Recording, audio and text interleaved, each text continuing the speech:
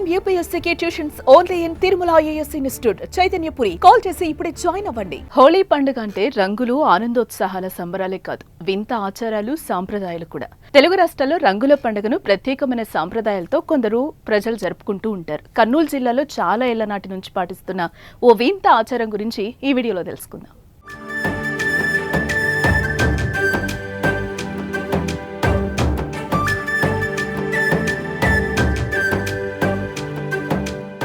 హోలీ వచ్చిందంటే చాలు అక్కడ మగవారంతా ఆడవారుగా మారిపోతారు. చీరలు కట్టుకుని మహిళల మాదిరిగా అలంకరించుకుంటారు.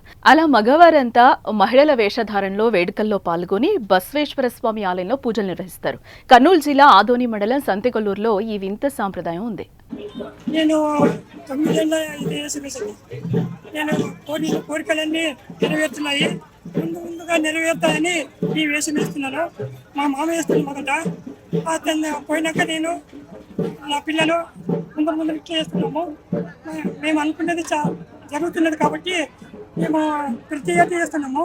ఇలా చేయడం వల్ల కోరిన కోరికలు తీరుతాయన్నది వారి బలమైన నమ్మకం. అంతేకాదు, ఇలా చేయడం వల్ల గ్రామంలో కరువు కాటకాలు కూడా రావని అక్కడి వారు చెప్తూ ఉంటారు.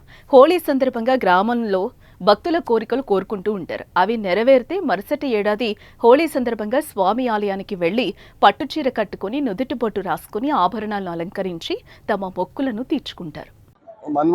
మన్మధుడికి మోహం కలిగించడానికి ఆడవారి వేషంలో ధరించి ఆయన కోరిక తీర్స్తే మన కోరికలు కూడా తీరుస్తాడని నమ్మకం. ఇది తరతరాల నుంచి వస్తూ ఉంది. నేను ఇప్పటికి వేయబట్టి 2 సంవత్సరాలు అయింది ఈ వేషం అయ్యి. పంటలు బాగా పండుతాయి, పిల్లలు చదువులు బాగా చదవాలని, సుఖశాంతులతో ఉండాలని, అన్ని విధాల దేవుడు అనుగ్రహం ఉండాలని కోరుకుంటూ వేషం. 2 రోజుల పాటు జరిగే ఈ వేడుకల్లో రతిమన్మధుడు రథోత్సవం, కామదహనం, శవయాత్ర విభిన్న వేషధారణలో ఆకట్టుకుంటాయి. సంతెకొల్లూరు గ్రామం కర్ణాటక బోర్డర్లో ఉండడంతో ఏపీతో పాటు కర్ణాటకలోని వివిధ ప్రాంతాల నుంచి భక్తులు హాజరవుతారు.